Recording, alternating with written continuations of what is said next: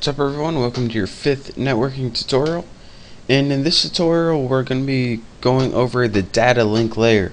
Now if you remember your OSI model, let me bring it up. As you can see, I drew on it from last tutorial, but this is the second layer from bottoms up. It's called the data link layer, and it sits on top of the physical layer. Now what the data link layer does is it takes all those bits we were talking about. Remember, let me get something to draw on right here. Remember all those bits were ones, zeros, and ones, zeros, all that binary code, and it formats it into something called a frame. Now what a frame is pretty much a unit of data that goes over your network, and it contains your address information. So it contains, it's pretty much all of your data, but it contains all of other data too, if that makes sense. So it's pretty much all these ones and zeros, but it has things like the address of your computer of where you're sending it from, the address of your computer where you're sending it to. It also does some other cool things like check for errors on your data and stuff like that.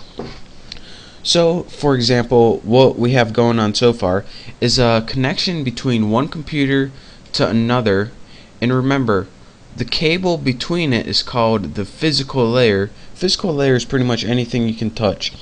Now, what the data layer is, it takes all the ones and zeros, and it pretty much puts an address on them. Say, this is your address, and this is your address. What's going to happen next? I didn't tell you yet because we're not to that tutorial now. But that's what pretty much the data link layer does. It's pretty much puts all your ones and zeros in an envelope, and the data link layer stamps the envelope and puts the address on it. Bam. Perfect analogy right there. So another thing that the data link layer does is it checks for incoming like duplicate signals or anything like that. And if like it gets a duplicate signal or like only a part of a signal is received, then it says, whoa, take it easy, Bessie. Go back, send that to me again. I didn't get that entire signal.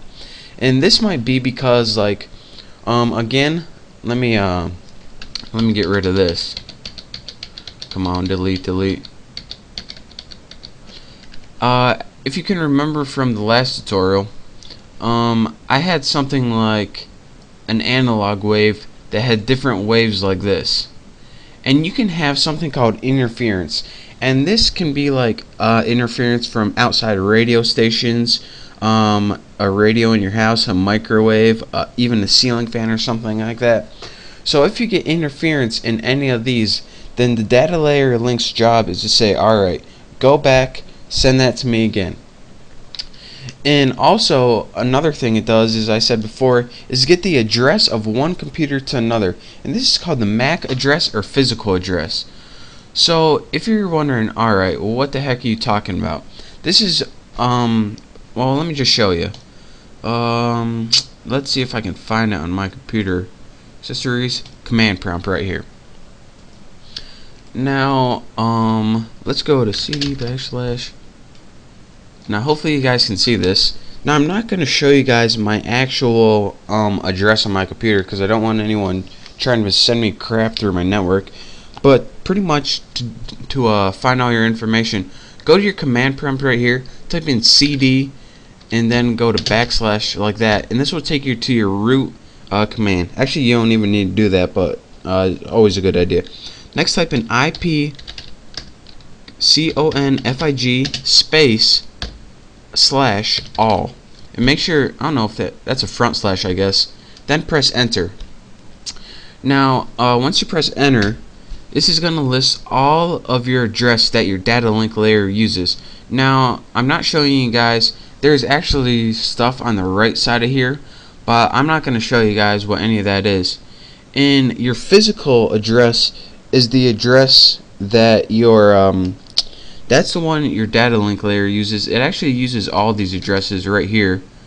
The physical address should be under local area network connection or local area connection.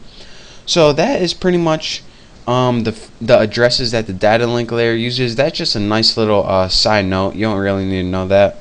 But that's pretty much how the data link layer works. You can understand it a lot more when I teach you guys the other layers. You pretty much need to know all the layers and see how they work together before you can learn just one. But that's a nice little side tutorial. So again, learn the data link tutorial. It pretty much puts an address on everything. That's a summary of it and checks for errors. And in the next tutorial, we're going to be going over the network layer of the OSI model. So I hope you guys enjoyed. Make sure how to learn how to do the command prompt, and I will see you next time. Thanks.